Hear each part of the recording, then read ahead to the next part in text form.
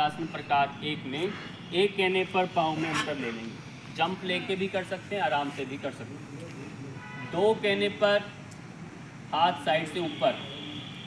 जितना सावधानी से आप देखेंगे, करना नहीं अभी, देखेंगे उतना अच्छा से बाद में आप कर पाएंगे। 3 कहने पर केवल और केवल पैर को आपने इस तरह से मोड़ना है। कमर सीधी रखनी है, जितना हो सके पाँव में अंतर रखना है। 4 कहने पर दबना है और पैर को इधर धक्का लगाना है, दबना है। कमर को सीधा रखना है, ऐसे आगे नहीं पहुंचाना, कमर सीधा। फिर दब सकते हैं, दबिए। ये स्थिति जो है फिर मिडल फिंगर को देखना, खुट्टी लगेगी इधर, इस तरह से स्थिति बना के रोक के रखेंगे। ये स्थिति अच्छी हो जाएगी, फिर प्रकार 2 में आएंगे। ऐसे उठेंगे, डायरेक्शन घुमाएंगे, हाथों को मिलाएंगे और ऐसे फिर झुकेंगे। अब पूरा कंधा मोड़ देंगे सामने की तरफ, यहाँ से पुश होंगे, दबेंगे, पैर को घुटना खींच के रखेंगे, एजी को उठाना नहीं है। पाँव के तलवे को धरती पर स्पर्श रखना है, इस पर दबना है, ऐसे साता बन जाएगा आपका। हाथों को मिला के रोक के रखेंगे। क्लियर? जब ये स्थिति अच्छी होती है तब एक स्थिति तीसरे नंबर पर आती है वीरभद्रासन प्रकार 3 की, वो तब होती है। अब फिर एक पैर को आप यहीं से उठा करके धीरे धीरे हम आगे की ओर झुकते हैं और पूरा ऐसे टी बनाते हैं, रोक के रखते हैं।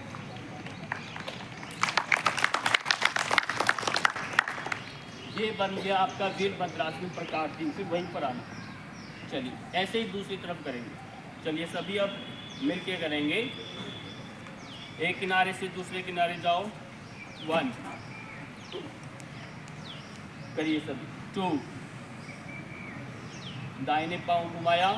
3 कमर नहीं घुमाना, कमर सीधी, पैर घुमा केवल नीचे से पंजा।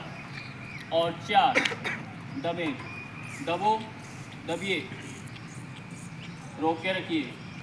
यदि घुटने के ऑपरेशन से बचना है तो अभ्यास करा करो ये, नहीं तो फिर तैयारी रखिए अपनी घुटने की। खींच के रखो, कमर कस के रखिए सीधी। जिस तरफ झुके हैं उसी तरफ देखिए। अब पता चल रहा है घुटने की ताकत पर। आगे नहीं होना, ढीला नहीं होना, सीधा खींच के रखो।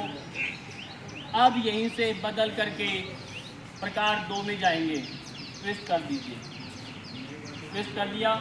अब दबिए, फिर कमर सीधी खींचो, दबिए, दबिए, रोक के रखिए, होल्ड करें।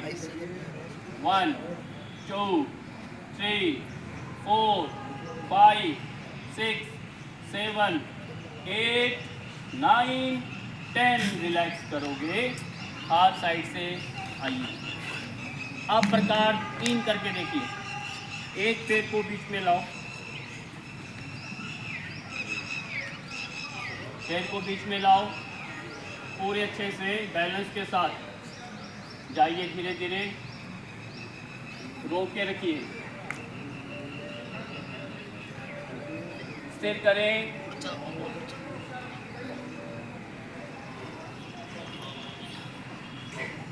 विश्राम दे दें। अब पता